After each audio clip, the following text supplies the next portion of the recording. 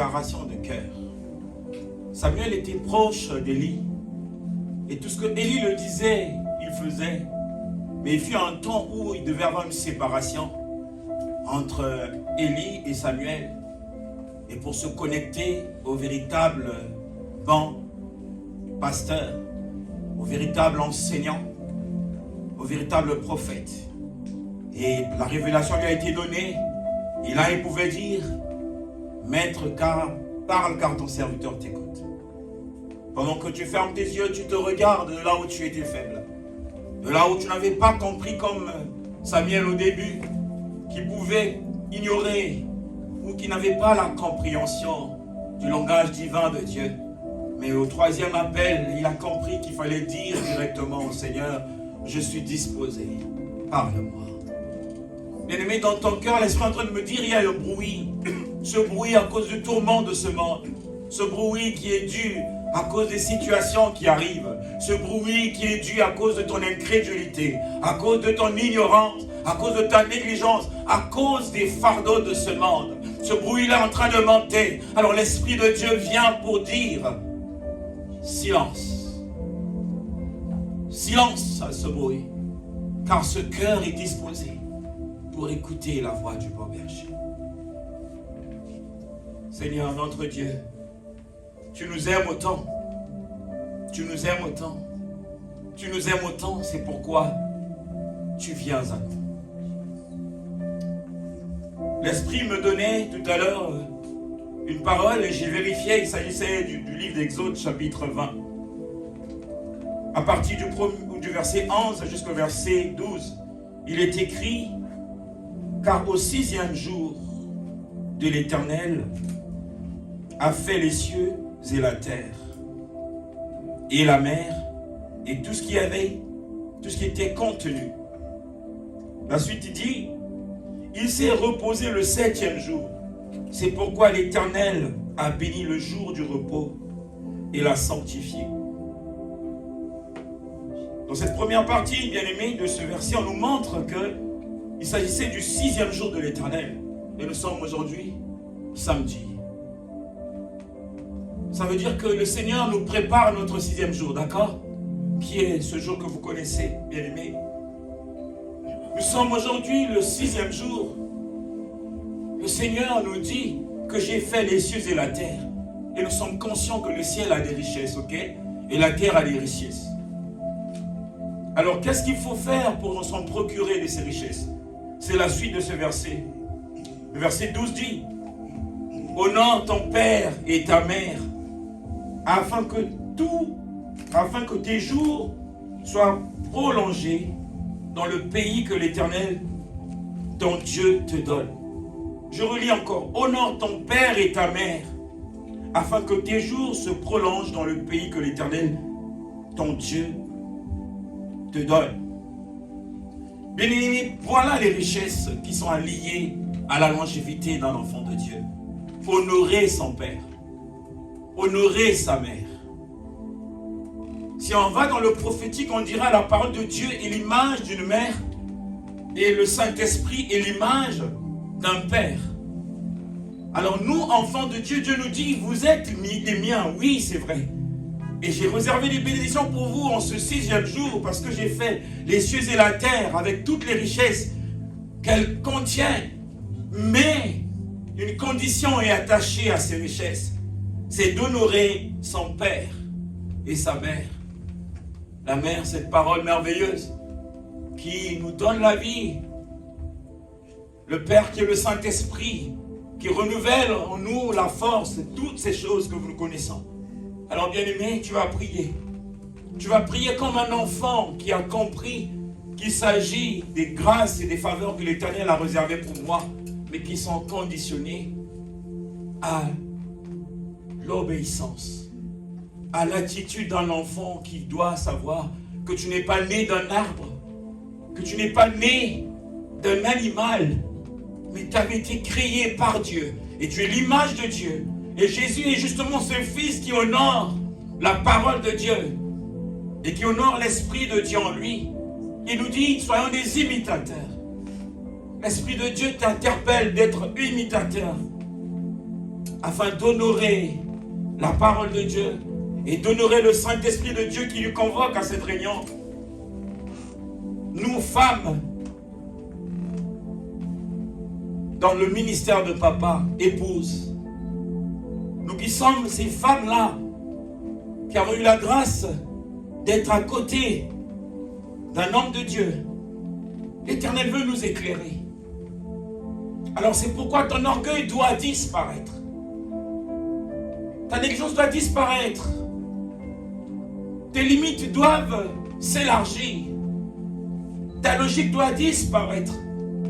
Car l'Éternel ne peut pas mettre du vin nouveau dans les vieilles outres, la parole de Dieu dit. C'est pourquoi il pouvait demander aux serviteurs d'apporter ces outres. Et ces outres étaient vides. Il pouvait leur dire de remplir jusqu'à bord d'eau.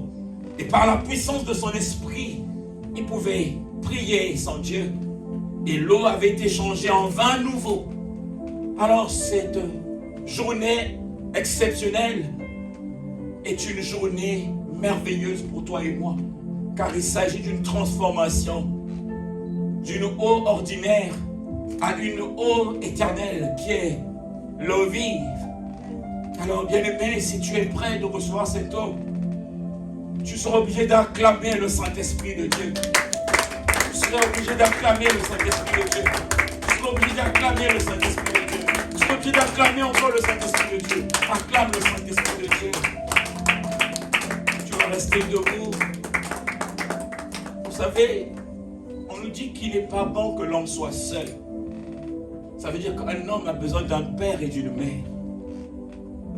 Et je bénis Dieu pour vos vies, parce que vous m'appelez Père, c'est une grâce. Et moi aussi, je bénis Dieu pour la vie de mes parents, l'apôtre Jean-Baptiste, et ma merveilleuse mère, maman Jacqueline, que j'appelle papa et maman. Ça veut dire, c'est une grâce, bien-aimé. C'est pourquoi pendant que tu acclames, tu es en train de dire merci à Dieu, parce qu'une mère nous est donnée. C'est le vase par lequel nous aurons des réponses aux questions. C'est pourquoi pendant que tu acclames la servante de Dieu, notre maman, elle est missionnaire. Elle est venue en mission dans ta vie. Elle est venue en mission à la montagne de Mourja pour nous apporter la lumière, nous apporter la réponse aux questions.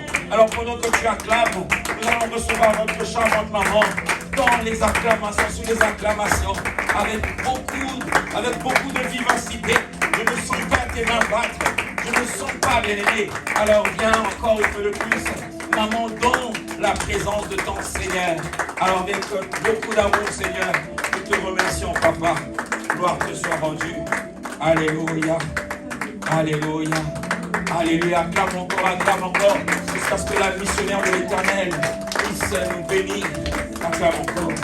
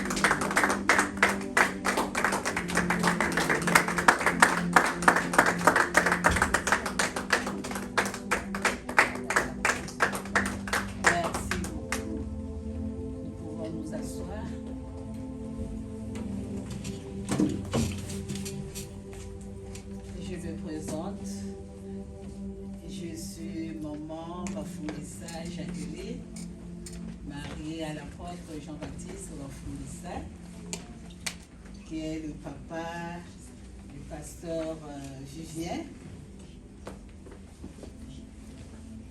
J'ai 6 enfants et 11 petits-fils. Les autres sont ici, en France, les autres au Congo. Merci de me recevoir dans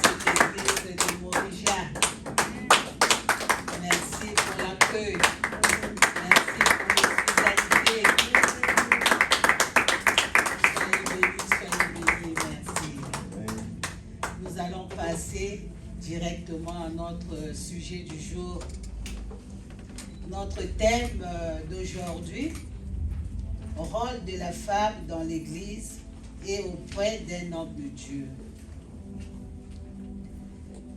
La femme, c'est celle qui donne la vie.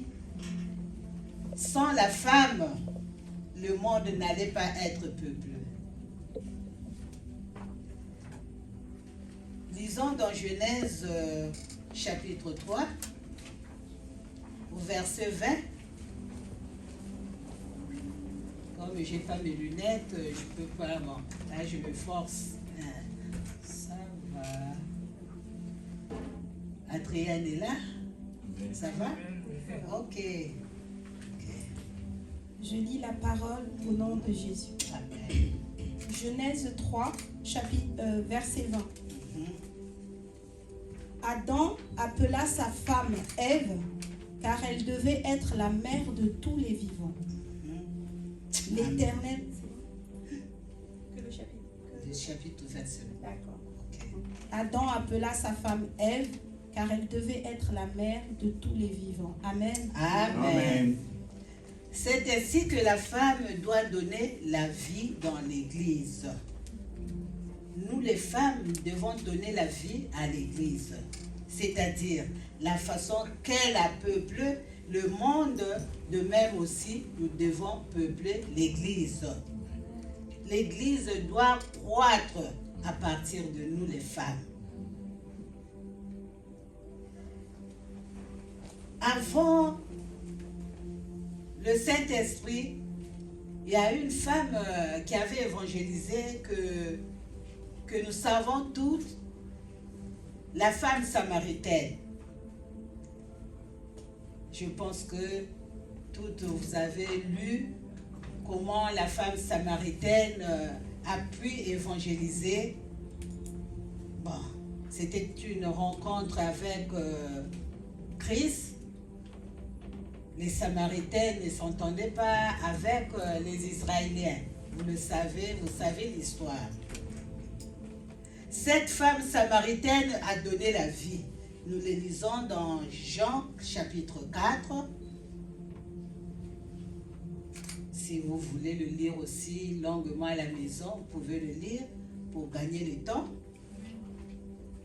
Jean chapitre 4, le verset 29 et 39.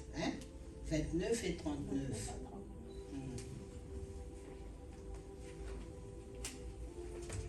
Si quelqu'un a déjà le verset, il peut lire. Je suis en train de chercher.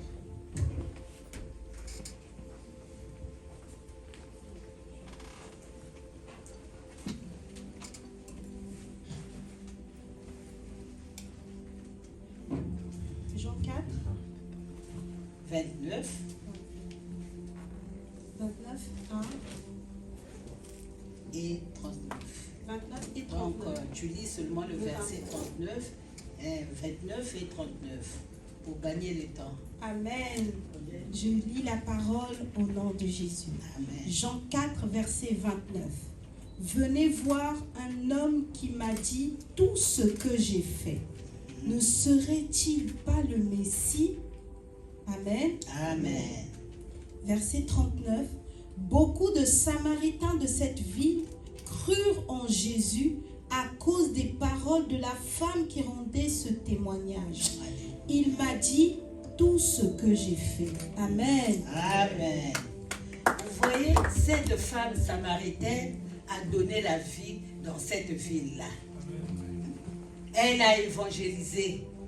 Elle a gagné les âmes pour les donner à Christ. Donc nous aussi, les femmes, nous avons ce rôle-là. Il faut qu'on évangélise pour que cette salle soit pleine. C'est notre rôle d'évangéliser. Tu vois, partout où il y a l'église, les femmes sont nombreuses. Amen. Ah oui. Ça, en tout cas, les femmes dépassent. Il y a un jour, on regardait avec votre grand-père une église. J'ai vu, quand j'ai regardé, j'ai vu, mais ici, mais les femmes sont nombreuses. Par contre, il y avait seulement quelques hommes. Donc, nous les femmes, nous communiquons. En tout cas, c'est à nous d'évangéliser, de faire comme cette femme samaritaine.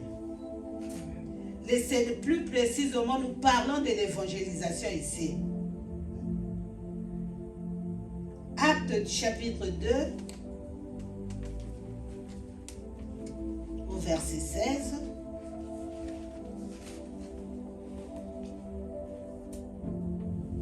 Essayons de le lire. Acte 2, verset 16 À 18. à 18. Acte 2, verset 16 à 18. Mais maintenant se réalise ce qu'a dit le prophète Joël. Dans les derniers jours, dit Dieu, je déverserai mon esprit sur tout être humain. Vos fils et vos filles prophétiseront. Vos jeunes gens auront des visions et vos vieillards auront des rêves. Oui, sur mes serviteurs et sur mes servantes, durant ces jours-là, je déverserai de mon esprit et ils prophétiseront. Amen. Amen. Le Seigneur nous a donné le Saint-Esprit. Ce Saint-Esprit, c'est le Saint-Esprit qui va nous pousser à évangéliser, à aller en mission. Quand tu as le Saint-Esprit, tu n'as plus peur, tu n'as plus honte de proclamer cet évangile que le Seigneur nous a donné. Puisque lui-même, il nous a donné déjà ce visa pour aller partout le monde prêcher la bonne nouvelle. Si nous le voyons, vous pouvez prendre sur moi les écrits, Marc 16, 15 à 20, ou bien Matthieu 28, 19 à 20. C'est l'ordre qu'il nous a donné. Aller partout le monde prêcher la bonne nouvelle. Donc c'est à nous les mamans, les femmes, de pratiquer ce que le Seigneur nous a délégué. Nous devons obéir à cette parole. Il faut qu'on puisse être obéissante parce que c'est le Seigneur qui nous a donné cet ordre-là. C'est à nous d'évangéliser les passants. Nous au Congo, en Afrique, tu peux même entrer dans la parcelle de quelqu'un, tu l'évangélises, tu l'invites. Bon, ici vous avez peut-être de loi, mais nous devons le faire à nos collègues qui ne connaissent pas le Seigneur, qui n'ont pas encore entendu parler de Christ. Donc nous devons le faire, nous les mamans. C'est notre rôle. Alléluia. Notre témoignage, tout dernièrement, quand le pasteur était là, je ne sais pas si tu étais encore là, on était parti à l'Ekana. Hein? L'Ekana, combien de kilomètres d'ici, de Brazzaville à l'Ekana? C'est les 500 et quelques kilomètres. 500 et quelques. Parce que c'est presque Brazzaville, Pointe-Noire. Hein? Donc, nous étions partis à l'Ekana. J'ai amené les mamans pour aller évangéliser là-bas à l'Ekana. C'est une ville du Congo. Une petite ville, quoi. Nous sommes partis. Bon, j'avais amené à peu près 15 femmes. 15 femmes. On a pris la voiture. Moi, j'étais dans la voiture. Et 2 membres du bureau national. Par contre, les autres ont pris seulement les camions, les transports. Mais c'est difficile. Les routes sont mauvaises, vraiment. C'était difficile, mais quand même, nous sommes arrivés à l'Ekana. Nous avons fait le porte-à-porte. Annonçons l'évangile. Dire aux gens, recevez Christ comme Seigneur et Sauveur. Vraiment, c'était merveilleux. C'était merveilleux. Et après l'évangélisation, qu'est-ce que nous avons fait? Nous avons invité ces gens que nous avons eus à l'évangélisation. Nous avons préparé les mamans. Nous avons préparé le pono, les haricots, bon, tout ce qu'on pouvait voir, le riz, tout. Vraiment, c'était une grande fête. Vous savez, au village, tout le monde vient, hein? Donc, on a mangé ensemble et on a donné à l'écodime, les tout petits enfants, les biscuits, les pop-corn, on a fait de jus, de gingembre, du sap, tout. Vraiment, tout était bien passé. En tout cas, voilà notre exemple. Et c'est comme ça aussi, je le faisais avant quand on était à l'église de EADC, dans les assemblées de Dieu. J'ai amené toutes ces femmes-là dans les régions, à Dolisie, à Pointe-Noire, à Djambala. Donc, nous avons c'est le but de l'évangélisation en tout cas. Donc, je vous encourage des moments à évangéliser pour amener les âmes dans cette église de Montréal.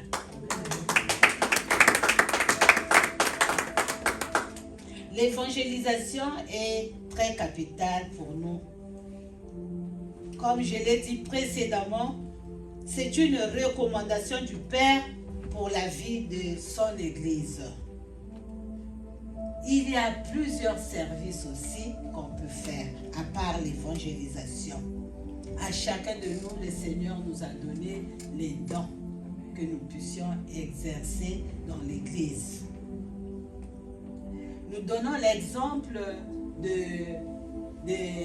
la vieille Anne qui était âgée. Tu vois, elle avait ce don de jeûner et de prier. Amen.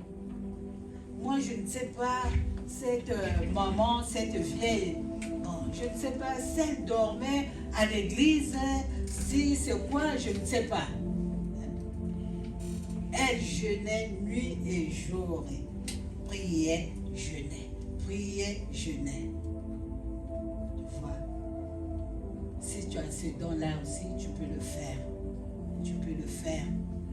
L'Église a besoin de la prière. L'Église a besoin de jeûner. Il faut jeûner, prier pour avancer l'œuvre de Dieu.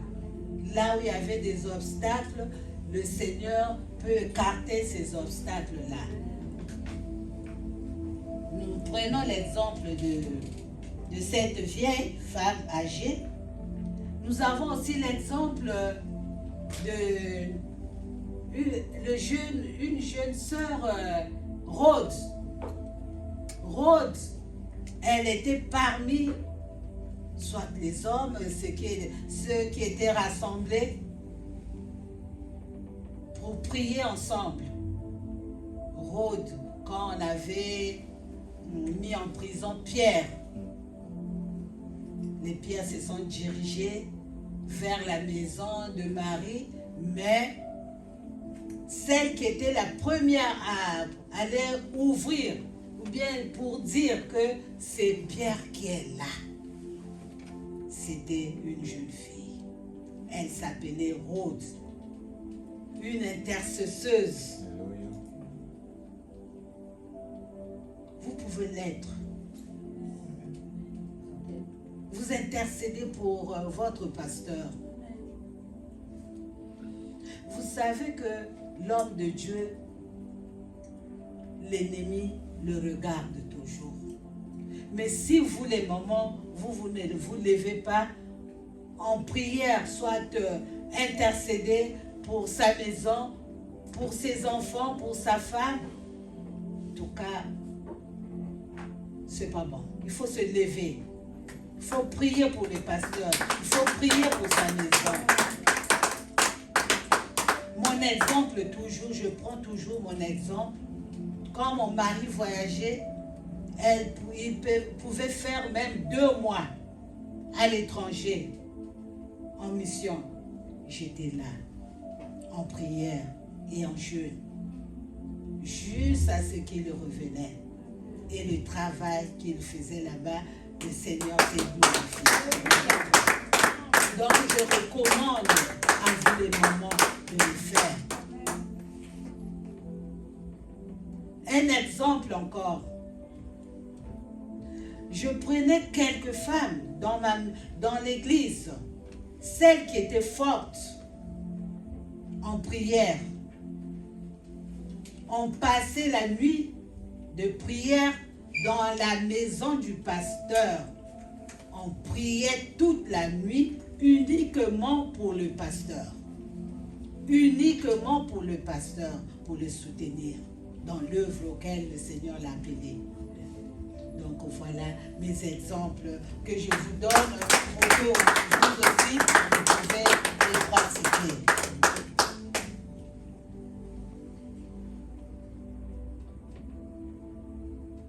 Comme je l'ai dit, prier pour sa famille, pour sa femme.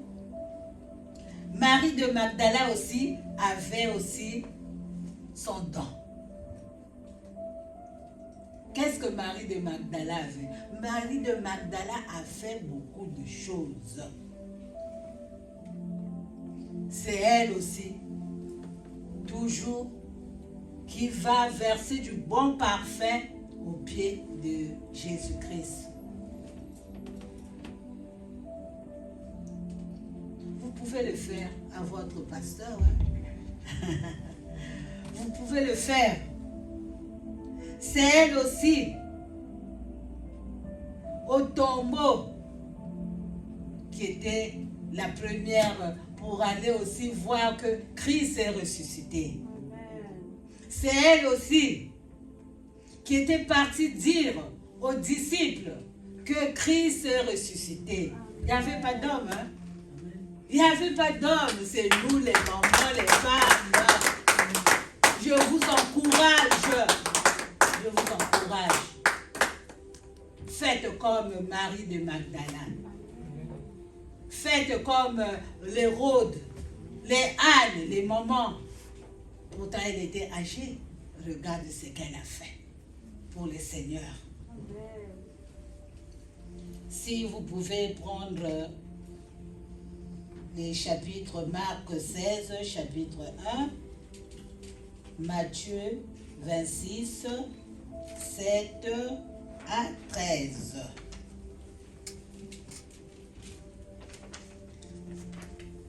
Nous passons maintenant au social. Là, c'était le spirituel que je vous ai montré, dans le cadre spirituel. Mais dans le cadre du social aussi, il y a le spirituel aussi et il y a le social aussi. Beaucoup de femmes qui assistaient Jésus par leur bien. C'est pas moi qui te dis, hein? Luc chapitre 8, versets 1 à 3. Lisez-moi ce chapitre-là. Et l'autre peut chercher Actes 16, 14 à 15. Luc 8, versets 1 à 3. Je lis au nom de Jésus. Amen. Ensuite, Jésus alla de ville en ville et de village en village. Il prêchait et annonçait la bonne nouvelle du royaume de Dieu. Les 12 l'accompagnaient avec quelques femmes qui avaient été guéries d'esprits mauvais et de maladies. Marie, dite de Magdala, dont étaient sortis 7 démons. Jeanne, femme de Chouza, l'intendant d'Hérode. Suzanne et beaucoup d'autres qui le servaient en l'assistant de leurs biens. Amen. Amen, amen, amen. Qu'est-ce que je peux dire encore? La parole de Dieu est là, qui vous donne la réponse. Assistez votre pasteur en tout. Votre pasteur, il a la vision de la mission. C'est à vous de l'accompagner par vos biens, ce que vous voulez faire. La première fois quand j'ai vu Adrienne, en tout cas, j'étais contente. Mais elle a accompagné son pasteur, même si elle avait prévu ce voyage, mais quand même, elles ont fait une mission au Congo. Elles ont évangélisé. Les gens ont eu les baptêmes, se sont fait baptiser. Et aujourd'hui, ils communient avec nous à l'église Cana Bethel. voyez, donc vraiment, c'est une bonne chose. Accompagnez votre pasteur. Il a la vision du Christ. Moi, je me dis, lui, c'est l'évangile, hein. Je ne sais pas, sa mission, donc c'est l'évangile. Il a beaucoup de projets pour aller ailleurs, implanter, donc c'est à vous de l'accompagner. Sans les femmes, avec les hommes, il n'y a rien. S'il vous plaît, les hommes. Les moments se lèvent. En tout cas, moi, je le sens en moi. Dans mon église, quand papa va quelque part, ce sont les femmes qui se lèvent. Ce sont les femmes. Tout dernièrement, on avait le programme d'activité. J'ai sensibilisé les femmes. Bon, ce mois-ci, nous allons donner des vivres à notre pasteur.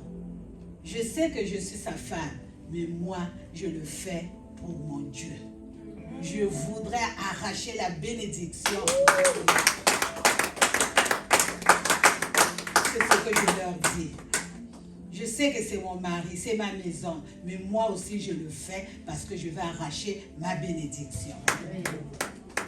Et c'est ce qui s'est fait. Donc les moments ont amené de vivre. Je disais même au pasteur et à maman, au pasteur, je ne sais pas si je vais acheter l'huile jusqu'en janvier. Je ne sais pas si je vais acheter le riz jusqu'en janvier. Tout ça, c'est le moment qu'ils l'ont fait. Et papa était content. Papa était content de voir ses enfants s'élever pour accomplir la mission du Seigneur. Il faut qu'on assiste les serviteurs de Dieu. Votre pasteur ne peut pas mourir de faim. Il faut s'en occuper du pasteur. Tantôt nous faisons, même nous les femmes, on s'organise. On achète la veste. Qu'est-ce qu'on va offrir aux serviteurs de Dieu? On achète la veste, on lui donne. Action de grâce, chaque année qu'on fait, action de grâce pour le pasteur. Donc, on achète quelque chose, soit on amène ce qu'on peut avoir et on remet aux serviteurs de Dieu. Tout ça, nous voulons avoir la bénédiction du Seigneur. Alléluia. Dorcas aussi, nous pouvons donner aussi l'exemple de maman Dorcas, Tabitha, les autres qu'on appelle. Qu'est-ce que Dorcas a fait? Elle s'est occupée des veuves. Je ne sais pas s'il y a des veuves ici, je ne sais pas s'il y a des orphelins, mais vous pouvez le faire aussi vice-versa. Hein? Même s'il n'est pas orphelin, veuve, mais les démunis, vous pouvez le faire aussi. Donc, l'exemple de Dorcas, qui s'en occupait des veuves, dans Matthieu 25, au verset 36 à 40.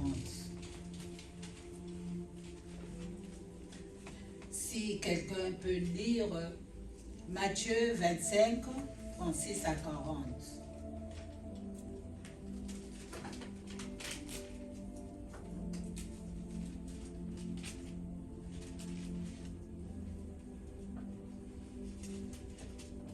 Cette parole qui dit que j'étais nue, vous ne m'avez pas vêtue, j'avais faim, vous ne m'avez pas donné à manger, j'étais malade, vous ne m'avez pas visité. Vous voyez?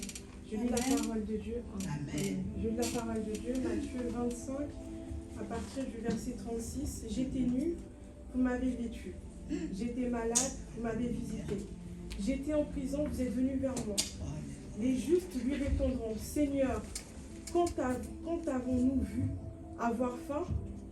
Et quand avons-nous vu avoir faim? Et quand avons-nous donné à manger ou avoir soif? Et t'avons-nous donné à boire? Quand avons-nous vu étranger? Quand t'avons-nous recueilli? Ou nu? T'avons-nous vêtu? Quand t'avons-nous vu malade ou en prison? Et sommes-nous allés vers toi? Et le roi leur répondra, je vous le dis en vérité, toutes les fois que vous avez fait ces choses à l'un de ces plus petits de mes frères, c'est à moi que vous les avez faites. Parole du Seigneur. Amen. Amen. Alléluia. Nous devons le faire.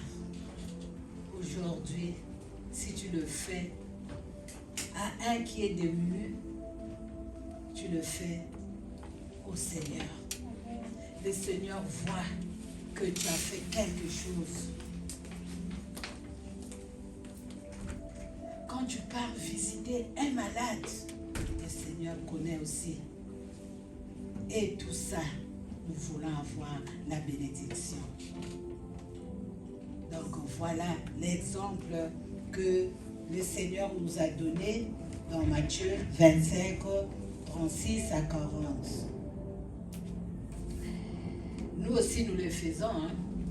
Moi, je prends toujours l'exemple dans mon église, les mamans. C'est toujours les mamans. Les papas là-bas, bon.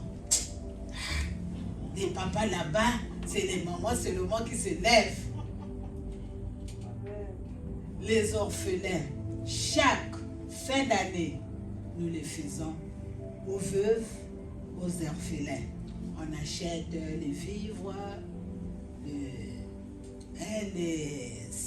les cartons de poulet, bon, les sacs de riz, bon, tout, c'est pour vivre, pour passer la bonne année. Donc, nous le faisons, l'initiative, c'est nous, les femmes. Amen. Donc, chaque fois, la fin de l'année, même une vieille qui ne venait plus à l'église, elle connaît que chaque fin d'année, les mamans donnent quelque chose pour passer la bonne année. Donc, vraiment, c'est merveilleux. Il faut qu'on arrache la bénédiction. Moi, je ne sais pas si aussi vous aussi, vous les faites ici. Mais faites-les. Faites-les auprès de votre papa, auprès des orphelins, auprès des veuves. Faites-le pour arracher la bénédiction. Vous pouvez, je peux dire que ma question, comme je vous ai demandé, est-ce que vous les faites chez votre pasteur? Parce que votre pasteur prend soin de vous, il vous enseigne, il vous nourrit, il intercède pour vous, il veille sur vous. Vous ne saviez pas, mais la prière qu'il adresse chaque jour pour ses brebis, c'est pour vous protéger, pour vous, pour que le Seigneur, Satan ne peut plus vous toucher. C'est cette prière, c'est le pasteur qui veille sur vous. Le pasteur veille sur vous. Vous ne connaissez pas, hein? Chaque fois, il est là à prier, parce que moi-même, je suis l'exemple. Nous le faisons. Nous prions pour les brebis que le Seigneur nous a données. Donc, voilà, il faut le faire pour votre pasteur. Chaque fin d'année, faites quelque chose pour mon pasteur. Amen. Parce que la parole de Dieu nous dit, celui qui prêche de l'évangile vit de l'évangile. Amen. 1 Corinthiens chapitre 9, 14. Ou celui qui travaille à l'autel mange à l'autel. L'ouvrier mérite son salaire. Alléluia. Je ne sais pas, pasteur, bon, peut-être je vais m'autoriser à être avec les responsables pour demander si mon fils a quelque chose que vous lui donnez, la rémunération.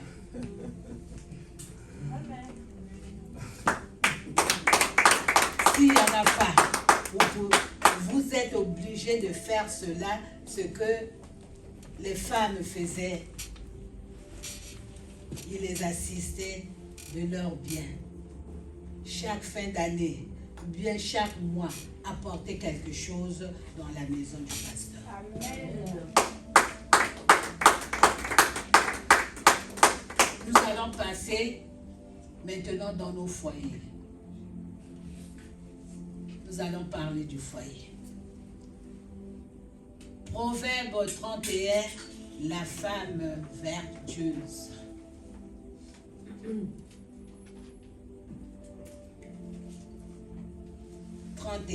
Au verset 10. Lis seulement le verset 10.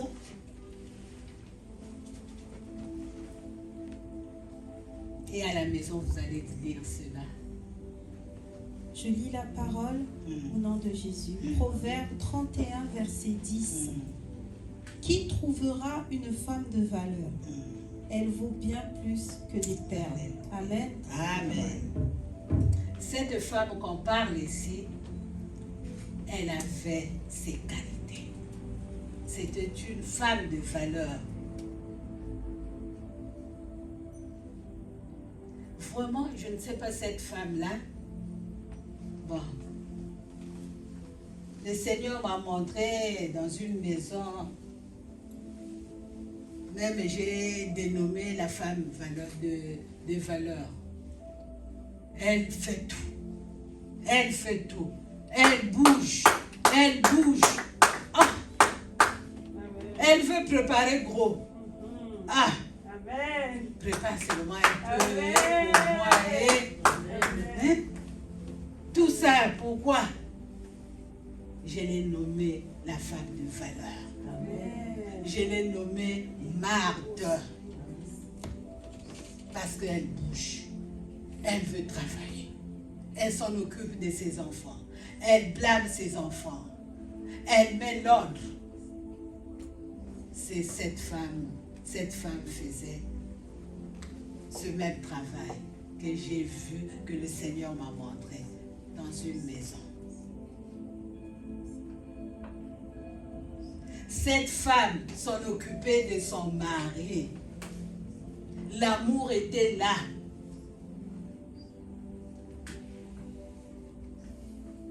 Quand son mari siégeait auprès des chefs, la tenue qu'elle portait, ou bien les tenues qu'il portait, non. C'était vraiment formidable. Les gens l'enviaient. Et il disait que c'est ma femme. C'est ma femme qui met la fête. Moi aussi je le fais, hein, pasteur. Hein? Je le fais. J'achète des habits pour mon mari. Quand je regarde dans Facebook ou bien TikTok, je dis, papa, je l'appelle papa. Moi, mon mari, je l'appelle seulement papa. Comme Sarah appelait son mari Seigneur. Papa, regarde, la tenue là est jolie. Oui, maman, c'est joli. Je fais. J'achète ou bien je commande. On vient me donner ça. C'est ce que je fais. Amen. Tout le jour, mon mari est propre. Hein, Vivienne? C'est pas vrai? Il peut changer chaque dimanche. Parce que je veux que mon mari soit propre. Nous, les mamans, il faut qu'on surveille nos maris. Tantôt, eux, ils n'aiment pas qu'on les surveille. Mais c'est à nous de surveiller nos maris. Quand ils habillent, surveille. Peut-être il y a une tache, ou bien l'habit là, ça ne va pas. Tantôt, il peut parler. Hein? Il peut dire, ah, toi aussi, tu me surveilles. Mais non, continue. Continue. C'est ce que ton papa faisait. Oh, toi, tu me surveilles trop. Laisse-moi. Hein, laisse-moi porter ce que je veux. Mais maintenant, maman, qu'est-ce que je veux porter? Amen. Et de là, j'ai choisi la tenue qu'il va porter. Amen. Donc, c'est à nous de veiller sur nos maris. Amen. Parce que le Seigneur nous a donné ce devoir-là, cette tâche-là. Donc ne négligeons pas ce côté-là. Dans nos foyers, soyons soumis à nos maris. Éphésiens 5, 22, 24. La soumission, en moi, je dis que c'est le respect dans tout le sens selon moi envers celui-là qui t'a été tiré par les os, par la côte. C'est chez lui qu'on t'a prise. Hein? Donc tu dois le respecter. Il faut respecter le mari. Il faut que tu sois soumise à ton mari. S'il n'y avait pas ton mari, tu allais exister. Non. Hein? Sur 24 côtes, on l'a enlevé une côte. C'était douloureux. Hein? Je pense qu'il fallait, je ne sais pas quelle anesthésie que le Seigneur avait utilisée. Respectons nos maris, soyons soumis, s'il vous plaît. Ce sont les chefs de famille. Oh Jésus, aide-nous Seigneur. Moi-même aussi, je merci.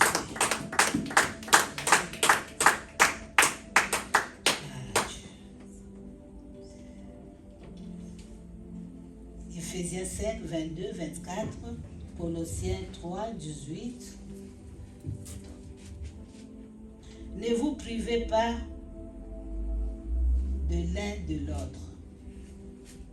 Ça, c'est toujours le foyer. Au lit, ne vous privez pas. Amen. Ne vous privez pas. C'est la parole de Dieu qui le dit. Hein? 1 Corinthiens 7, 5. Si vous pouvez le lire.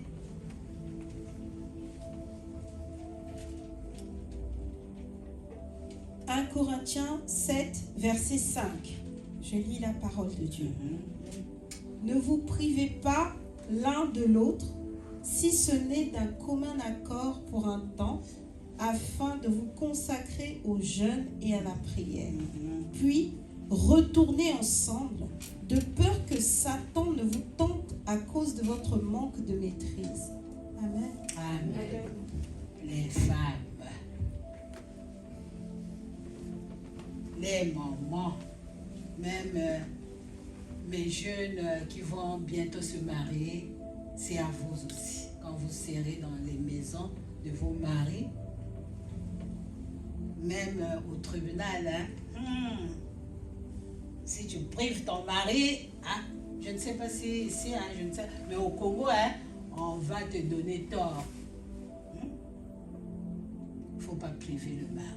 Souvent, les femmes, au lit, hein, elles portent, elles mettent de culottes là, hein, pour priver son mari. Non, non, non. Non. Mets ta petite chemisette. Ton mari va être attiré par toi. N'importe quel moment qu'il te demande, cède-le. Cède-le. Cède-le. Bon, la peur, peut-être tu vas dire que peut-être la grossesse va venir. Ça, c'est à vous de regarder. C'est à vous de regarder, de faire comprendre ton mari. Bon, moi, j'étais de la santé, mais je me suis trompée, hein, quand j'ai appliqué la règle de... Donc, je ne sais pas, la grossesse là, c'était venu comment. Pourtant, j'ai appliqué. Et c'est la dernière qui s'appelle Sarah. Elle est grande, elle est une belle fille, et très sage. Vraiment. Donc, c'est à vous de voir comment vous allez faire. Amen.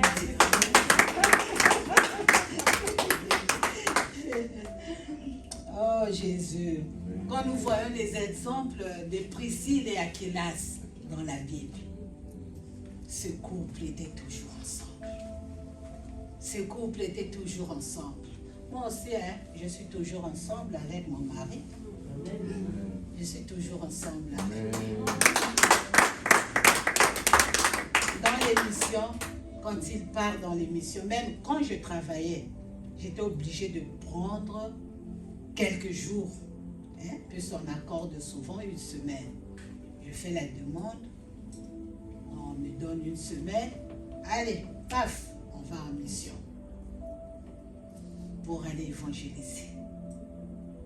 Tantôt dans des pirogues. On fait même, on peut se cogner contre les arbres qui tombent dans l'eau. Papa qui dit, oh, finalement, toi, tantôt, il faut rester, hein? Parce qu'on peut mourir tous les deux et les enfants peuvent rester. Mais non, c'est l'œuvre du Seigneur. Je sais que le Seigneur va vous protéger. Donc, chaque fois,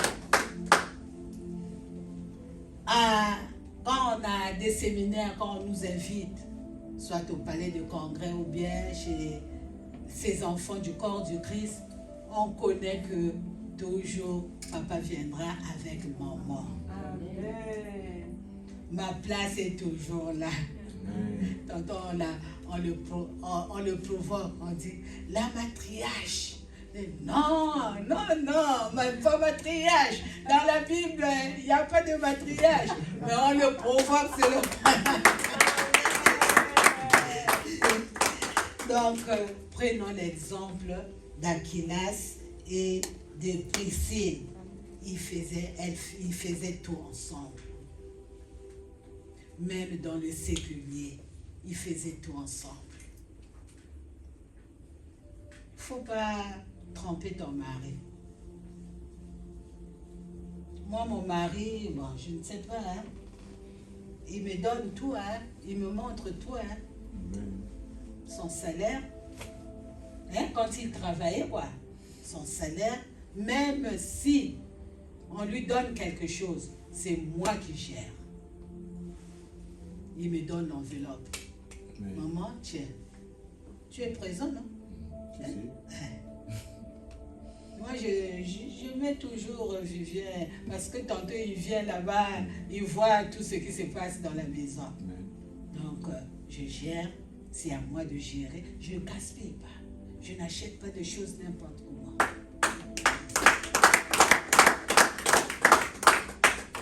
Et tantôt, c'est moi aussi qui donne la vision, papa. Bon, la maison là, on n'a pas encore mis les carreaux. Bon, ce mois-ci, hein, cette année-ci, il faut qu'on puisse mettre le carreau, hein, qu'on fasse ceci, qu'on fasse ceci. Vous voyez? Cet argent-là qu'il me confie, donc on investit ensemble, il voit. Donc voilà ce que nous faisons avec mon mari. L'exemple de Priscille et Aquilas. Donc, continuons à le faire.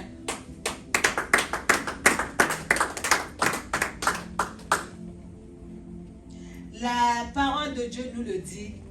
La femme sage bâtit sa maison.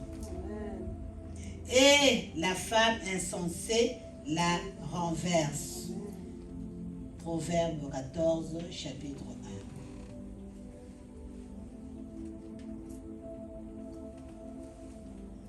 Quand ton mari te reproche, un exemple, nous les femmes, nous parlons, hein? Et on se fâche, hein? Rapidement. Essaie de te maîtriser. Et la patience d'écouter ton mari. C'est pas que quand ton mari part, il est encore à une phrase, toi, 10 phrases déjà. Non. C'est pas un bon exemple. C'est pas un bon exemple.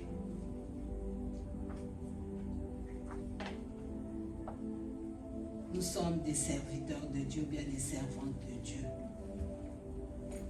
Accompagnons nos maris dans l'œuvre de Dieu. Nous sommes ses aides. Nous sommes ses secrétaires auprès d'eux. Dans les visites.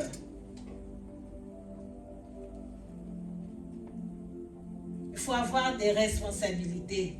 Ne fuyons pas les responsabilités. Je donne l'exemple pour moi-même toujours. Je soutiens mon mari dans la prière et le jeûne. Parce que Colossiens, dans le chapitre 4, au verset 3 à 4, l'apôtre Paul nous l'a demandé. Si nous pouvons lire ce passage.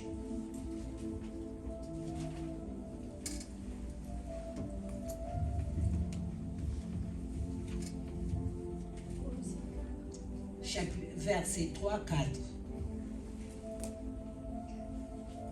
Je lis la parole de Dieu, Colossiens 4, versets 3 à 4. Priez en même temps pour nous, que Dieu nous ouvre une porte pour la parole, afin que je puisse annoncer le mystère de Christ, à cause duquel je suis emprisonné, et que je le fasse connaître de la façon dont je dois en parler. Amen. Amen. Servante de Dieu, soutiens ton mari. Servante de Dieu, soutiens ton mari dans la prière. Dans la prière et dans le jeûne. Moi, mon exemple, je prends toujours mon exemple parce que je le fais. Tout dernièrement, je vous ai dit que je soutiens mon mari quand il voyage jusqu'à son retour. Que ça soit 2 mois, 3 mois, je suis en jeûne et prière. Pour le soutenir jusqu'à son retour. Quand il revient, j'ai maigré. Mais je ne lui dis pas, c'est après des années qu'il a su que j'étais en train de le soutenir, de jeûner et de prier pour le ministère que Dieu l'a confié. Donc, je vous encourage que Dieu nous aide. Parce que nous sommes seulement ses servantes, mais nous ne connaissons pas tout, mais que le Seigneur nous aide. Je pense que nous allons chuter un peu dans l'éducation de nos enfants selon le Seigneur.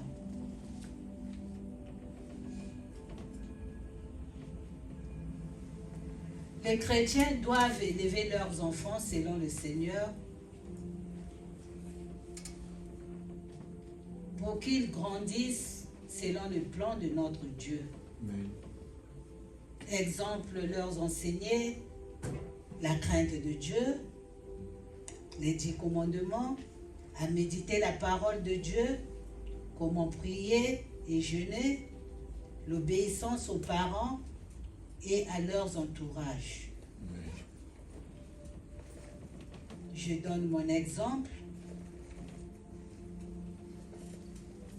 Chaque fois, quand nous faisions des prières de la maison, je donne la responsabilité à chaque enfant.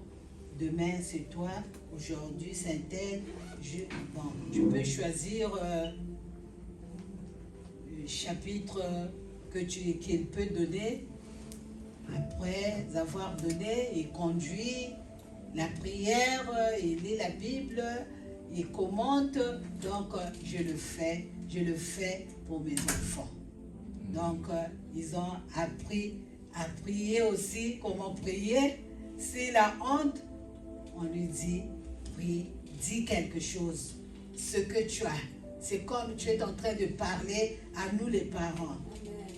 Et là aussi, les enfants apprennent. Par exemple, je leur donnais aussi ceci. Quand ils ont, par exemple, leurs besoins, je dis, bon, vous avez des besoins. Bon, mettez-les dans une feuille. Non, tantôt, c'est moi qui leur disais, quels sont vos problèmes? après, il me dit que j'écris. Un tel, tu as quel problème? Et au fur et à mesure, c'était comme ça. Donc, je prends, je mets dans le feu, je colle dans leur chambre. Chaque jour, tu dois prier pour tous ces sujets-là. Chaque jour.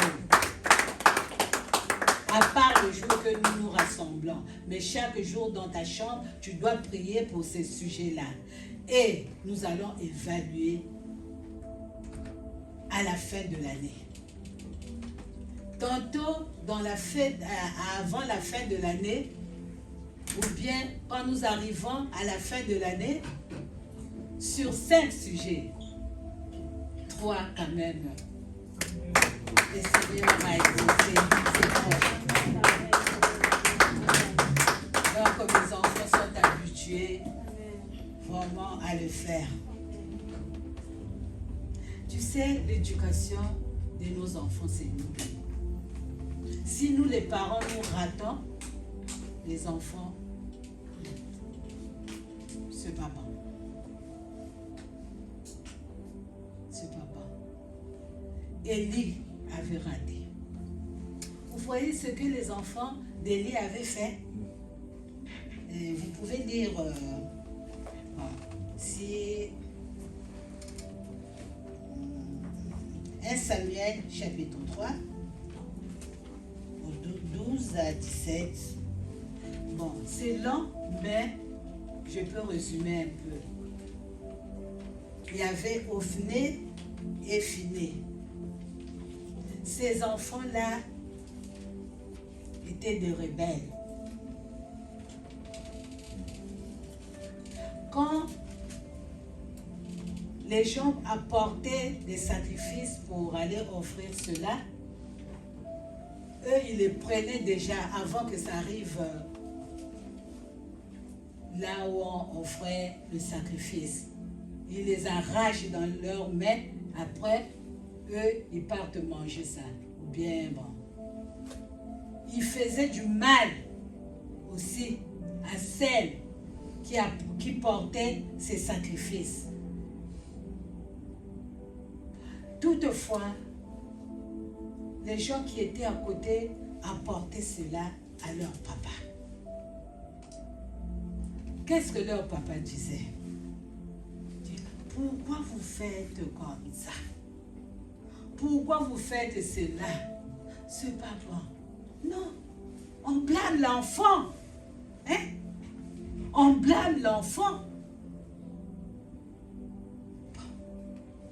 Je ne sais pas, en Afrique c'est comme ça. Hein? Mais ici aussi tu peux blâmer ton enfant. Hein? Selon le Seigneur, tu lui montres. Ça là, ce que tu es en train de faire, c'est pas bon. Regarde ce que le Seigneur a dit. Je le faisais à mon petit-fils. Et en tout cas, il pleurait. À bientôt la fin du mois, toi tu vas rester. Hein? Toi tu vas rester. Donc tu vois, je le prends. En tout cas, il avait peur. Donc, une petite punition, tu peux lui donner un petit fessé. Hein? Ça fait rien. Ça fait rien. Donc nous devons les éduquer. Si Élie avait éduqué ses enfants, regarde la sentence que le Seigneur leur avait donnée, l'Éternel. C'est grave. Toute une famille. Les deux sont morts à la fois. Et la famille, personne ne pouvait atteindre l'âge adulte. Ils mouraient tout jeunes. Tout ça, c'est à cause des enfants. Donc c'est à nous d'éduquer nos enfants comme il le faut dans le Seigneur. Leur montrer, voilà ce que le Seigneur dit. Ne faites pas cela. Voilà, le Seigneur ne veut pas que tu fasses ceci.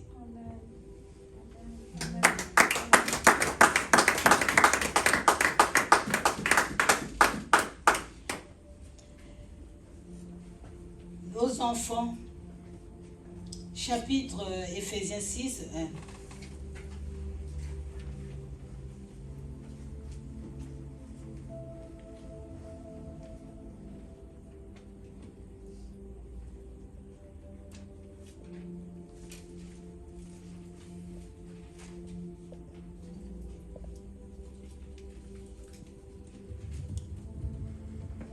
la parole de Dieu. Éphésiens 6, 1. Enfants, obéissez à vos parents dans le Seigneur, car cela est juste. Amen. Fais juste pour toi. Honore ton père et ta mère, c'est le premier commandement accompagné d'une promesse, afin que tu sois heureux et que tu vives longtemps sur la terre. Amen.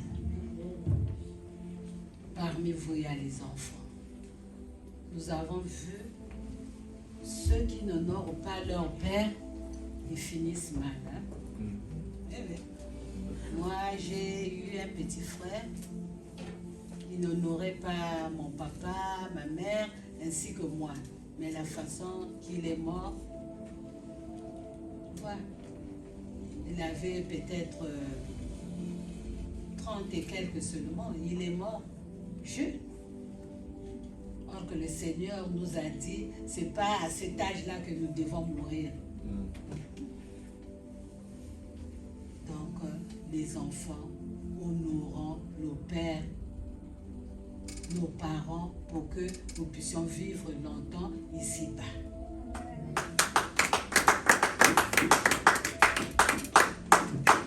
Les filles,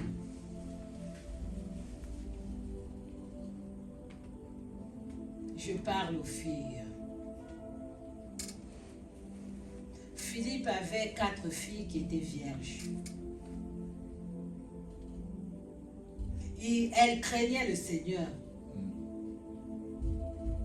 Et le Seigneur leur avait donné un don de prophétie. Si Philippe n'avait pas éduqué ses enfants-là, est-ce qu'il devait avoir ses dons? C'est parce que Philippe avait éduqué ses jeunes filles. Ne vous laissez pas à l'adultère. Il leur a conseillé. Et les enfants aussi l'ont pris et l'ont pratiqué aussi. Ces enfants étaient une fierté pour Philippe. Parce qu'il était évangéliste. À nous aussi de le faire, nous serons fiers d'eux. Moi, je suis fière de mes 2 filles. Amen.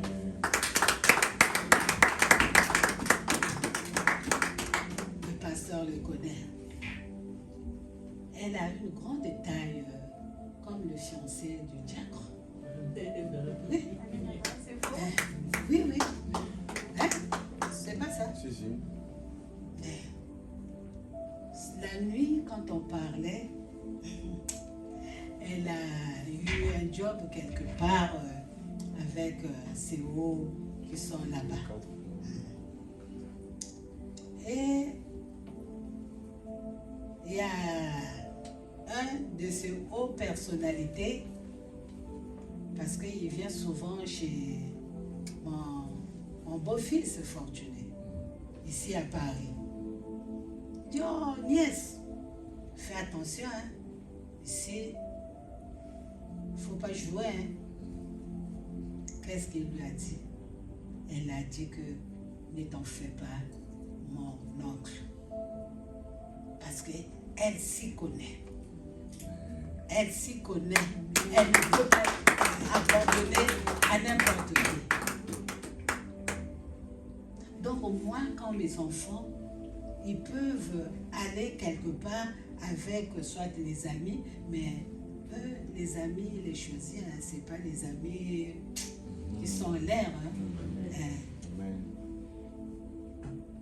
J'ai pas d'inquiétude. Papa aussi n'a pas d'inquiétude parce que on a bien éduqué nos enfants.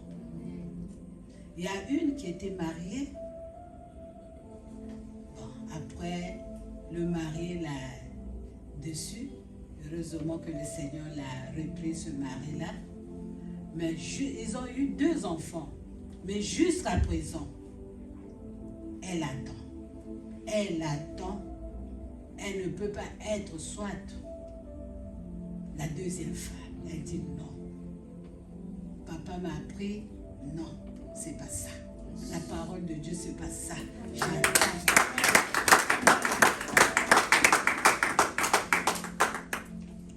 Donc voilà les exemples. Et l'autre aussi, que le pasteur connaît, souveraine, elle aussi, elle a presque des 30 et quelques, hein, mais elle est encore. Vous allez comprendre. Donc, elles attendent jusqu'à ce que le Seigneur va leur donner ceux qui seront à leur côté. Amen.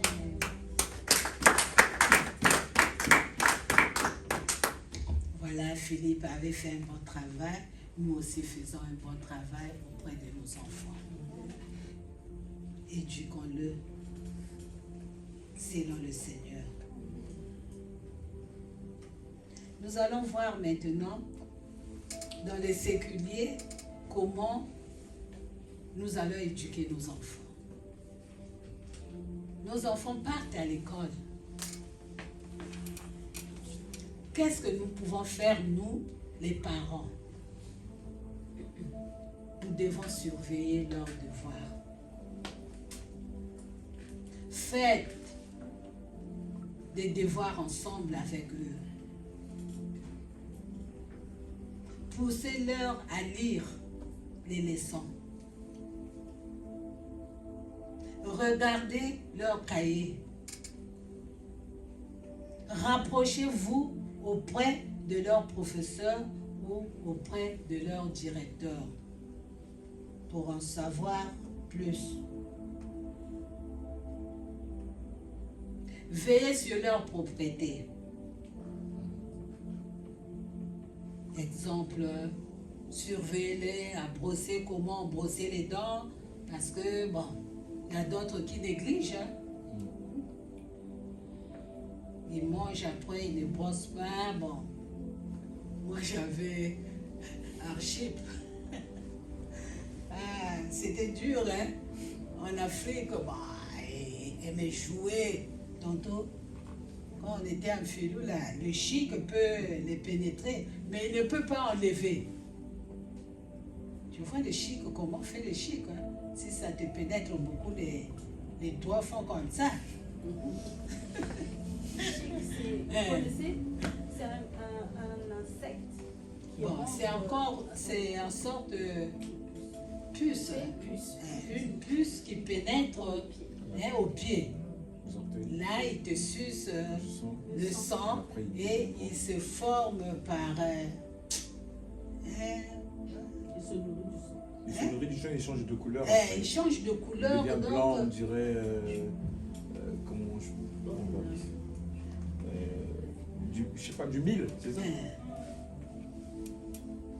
Donc, vraiment, il ne pouvait pas enlever ses chics. Comme moi, je partais au service tantôt, bon, des gardes, bon, quand je reviens, bon, s'en occuper encore des enfants, bon. Lui, il jouait beaucoup avec ses amis. Là aussi, j'ai appris. Donc, surveillons-les. La propriété à nos enfants. Encouragez-les à leur offrant les cadeaux. Amen. Si l'enfant a bien travaillé, pourquoi pas lui offrir le cadeau? Hein? Non. Moi, je le sais, je donne mon exemple toujours. Quand tu es admise ou bien tu as réussi à ton examen, par exemple le BPC ici, je ne sais pas, le brevet, le bac, ça dépend des chaînons. J'ai fixé un montant pour mes petits-fils. Mes petits-fils, je n'ai plus, hein, ceux qui partent à l'école, les enfants, les petits-fils. Je dis, bon, brevet, 50 000, combien de... 80 euros. 80 euros. Je lui envoie ça, hein. Je lui envoie ça. Oh, mamie, merci. Bac, 100 000. 150 euros. c'est ce que je fais. Il faut les encourager. Quand ils entendent que si tu as ton bac ou bien ton brevet, tu auras tant. Mais l'enfant va s'efforcer à lire, hein? L'enfant va s'efforcer à lire. Il va se dire, il faut que je puisse réussir à cet examen. Donc c'est à nous les parents. N'irritez pas vos enfants, les parents. Même si l'enfant a fait une faute, prenez-les comme le Seigneur nous enseignait, selon la parole de Dieu. Il ne faut pas irriter les enfants. Devant les personnes qui ne sont pas de leur dans la maison, tu es en train de le blâmer. On est passé par là, hein? Vous n'êtes pas passé par là. On te blâme devant les gens que tu ne connais pas. Est-ce que vraiment tu seras content ou bien contente? Non. Tu peux même t'énerver. Bon. Hein? Donc, faisons attention, nous les parents. Merci.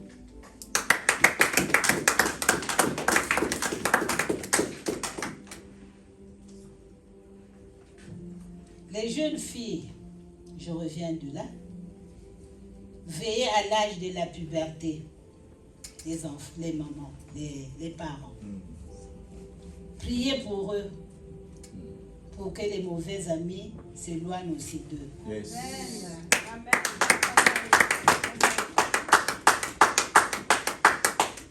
Jeûnez et priez pour vos enfants.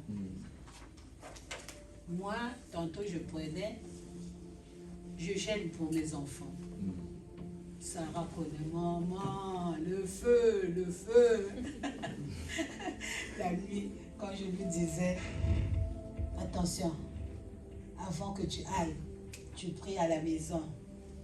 Dès que tu arrives devant le portail de ton entreprise, prends l'autorité.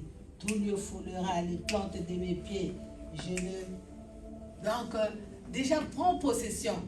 Parce que le Seigneur t'a donné déjà ce lieu-là. Personne ne peut venir t'arracher ce poste. Elle me racontait, maman, elle devait donner ça à sa femme. Sa femme devait lui donner quelqu'un. Mais heureusement que l'oncle là.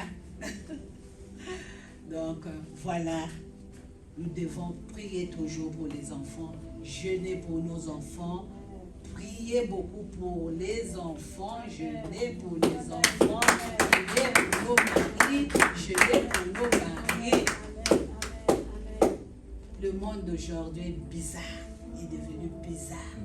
Tu as ton mari, vous vous entendez bien, mais avec ces gens que le diable,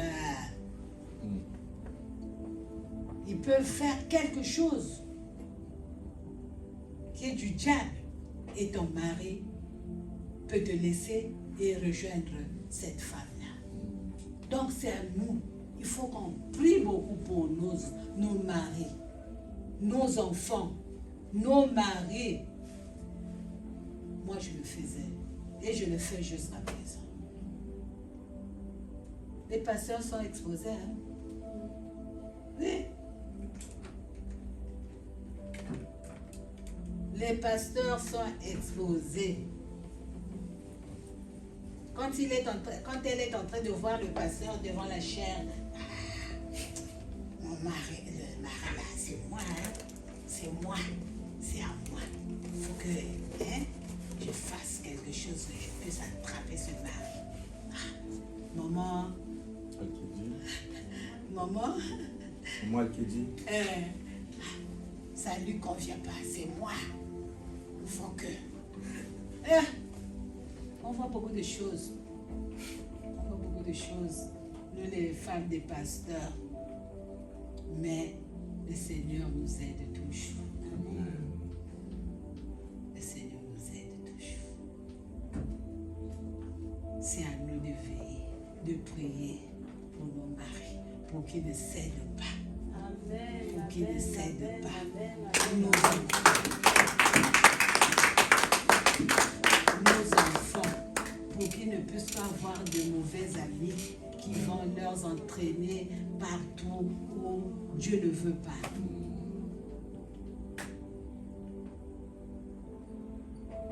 Moi, je prie toujours pour mon petit-fils. Seigneur, qu'il ne puisse pas avoir de mauvais amis. Éloigne de lui les mauvais amis. Donne-lui de bons amis. Voilà la prière que nous devons faire pour nos enfants et pour nos maris. Alléluia. Que le Seigneur nous aide. C'est difficile, mais qu'il nous aide. Alléluia. Oh Jésus, Dieu est bon. S'il nous montre des secrets, c'est à nous de le pratiquer. Si tu ne pratiques pas, tu vas échouer. Tu vas échouer. Nous allons passer maintenant dans l'administration. La femme dans l'administration. Chacun de nous exerce quelque part aussi.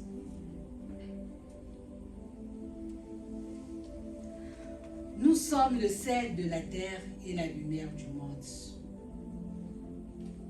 Matthieu 5, 13 à 16. C'est aux chrétiens de montrer l'exemple. Le monde doit le savoir. À César ce qui est à César et à Dieu ce qui est à Dieu. Luc 20, 25 à 26.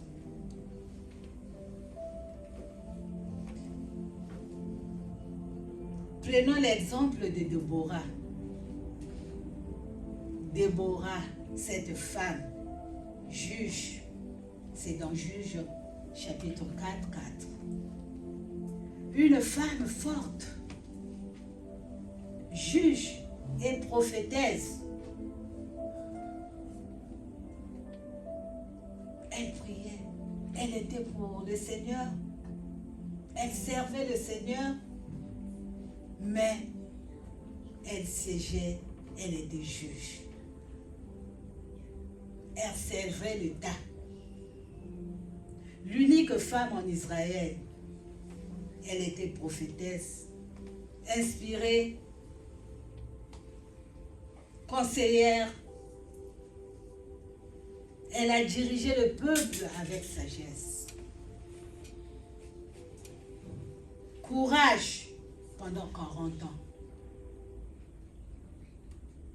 Joua un rôle clé dans la libération d'Israël face à l'oppression cananéenne. C'était une femme dynamique. Ah oui. Vraiment, cette femme, ah non, c'est une femme. Ces points clés dans ses fonctions, comme je l'ai dit précédemment, il siégeait sous un palmier pour rendre justice et transmettait les oracles divins.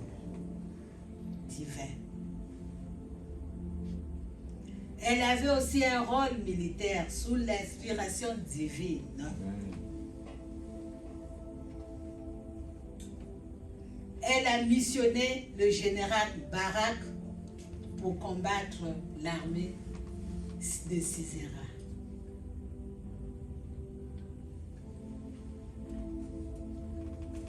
Dans ses prophéties, ayant prédit que la victoire revenait à une femme.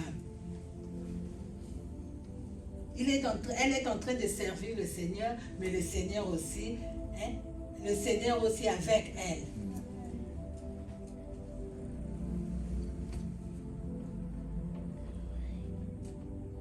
Cette femme, c'était Jaël qui avait tué Sisera.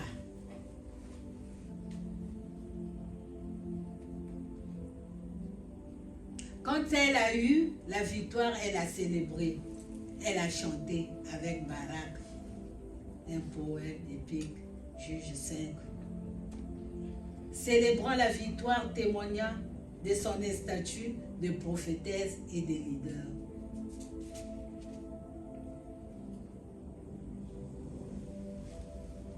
Son nom signifiait abeille. Tu vois les noms qu'on nous donne, hein? Toujours il y a une signification. Hein? Oui. Abeille. Hein? Quand les abeilles se dispersent, qui peut. Donc, l'abeille a toujours la victoire. Quand il vient te piquer, ah non, tu t'écroules, hein? Surtout si ils sont nombreux là.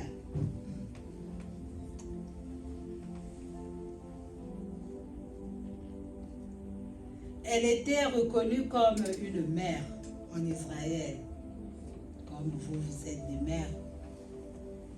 Elle avait la force et la foi. Et elle était l'une des rares femmes juges et prophétesses de l'Ancien Testament. Elle était dynamique, servieuse, travailleuse et professionnelle, indépendante et réfléchie. Elle a fondé sa personnalité par sa franchise. Pourtant, il était épouse, prophétesse. Elle recevait des révélations divines du Seigneur et elle était une leader charismatique. Elle détestait la paresse. Elle bougeait. Maman déteste la paresse. Bouge. Bouge comme bouge la femme de mon fils Julien. Je la vois bouger là. Depuis que je suis venue là, je te dis, je ne sais pas à quel moment elle se repose. Elle bouge trop. Faut temps. Amen.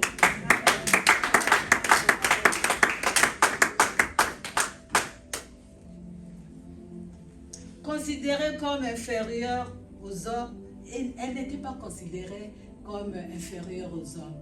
Elle était là, juge. Ce qu'elle a fait, l'homme, quand elle a dit à l'homme, toi tu vas aller, Barak, l'homme a dit non, moi je ne peux pas aller. Je ne peux pas aller seul, il faut qu'on aille avec toi. Si toi, tu veux partir avec moi, j'irai. Tu vois, c'est que cette femme était... Amen.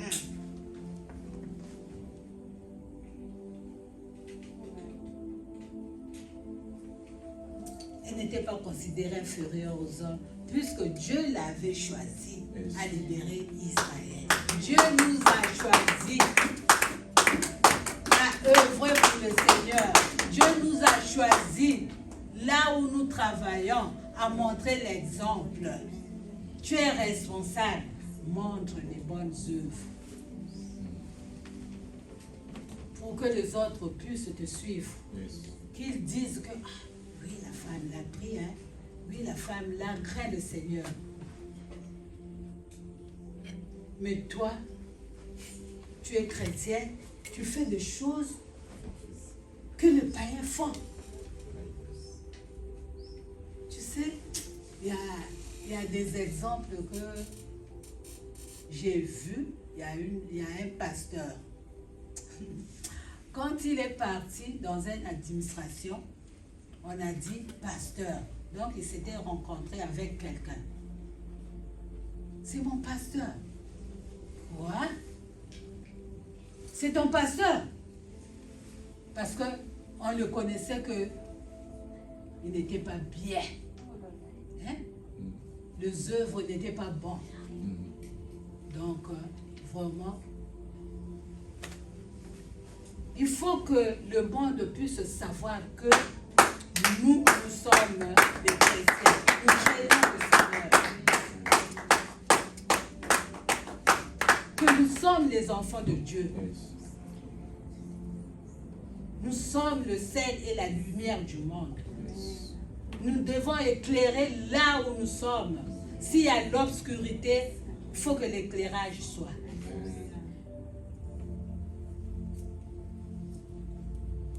Femme courageuse et remarquable, sois comme Déborah devant tes ennemis du travail. Sois forte et tes ennemis tomberont. Comme Sisera avait tombé. Au service, il y a des gens tantôt qui ne nous aiment pas. Ils nous mettent les pots de bananes pour que le chef ne puisse pas nous aimer. Mais toi, tu as un Dieu vivant. Tu as un Dieu vivant. Va le réclamer devant ton Dieu. Seigneur, regarde ce type-là, regarde cette dame-là, regarde, tu le réclames devant ton Dieu et le Seigneur lui-même fera les choses. Amen. Amen. Soyons fortes devant nos ennemis-là. Il ne faut pas se laisser. Hein? L'enfant de Dieu doit être forte. Comme nous le disons au pays, Azalaye Kenge. Amen. Ne te donne pas quand tu vois quelqu'un qui te minimise et toi aussi, parce que je prie, donc je dois. Hein? Non. Amen. Non, non, non, non. Oui, tu pries, mais tu ne peux pas te laisser froisser. Hein?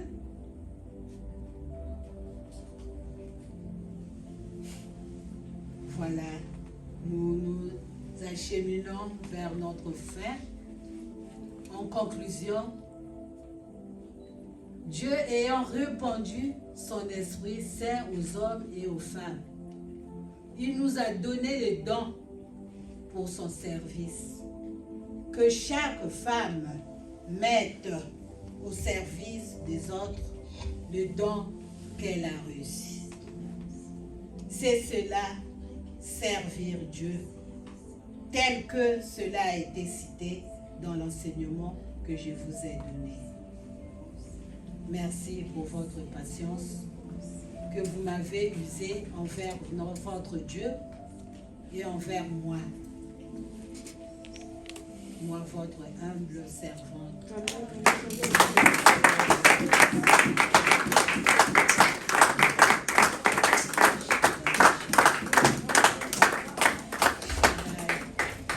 Nous allons prier. Éternel, notre Dieu, notre Père, alléluia. Je te remets, Seigneur, tes brebis qui t'ont écouté entre tes mains. Seigneur, que chacune de nous puisse exercer ce que tu nous as dit. Tu nous as donné des instructions. Aide-nous, Père éternel. En nous-mêmes, nous ne pourrons pas. Seigneur, aide chacune de nous pour que, Seigneur, ton nom puisse être glorifié. Merci pour tous tes bienfaits que tu vas réaliser dans cette église Morija. Merci pour ces femmes qui vont se lever pour ton œuvre, Seigneur. À chacun d'elles, tu leur as donné les dons. Que chacune d'elles puisse l'exercer pour la gloire de ton nom. Merci, Père, pour tous tes bienfaits. Glorifie-toi sur chacune d'eux, Papa, et sur chacun d'eux. Que toute la gloire, Père, te revienne. Au nom de Jésus-Christ. Alléluia. Merci.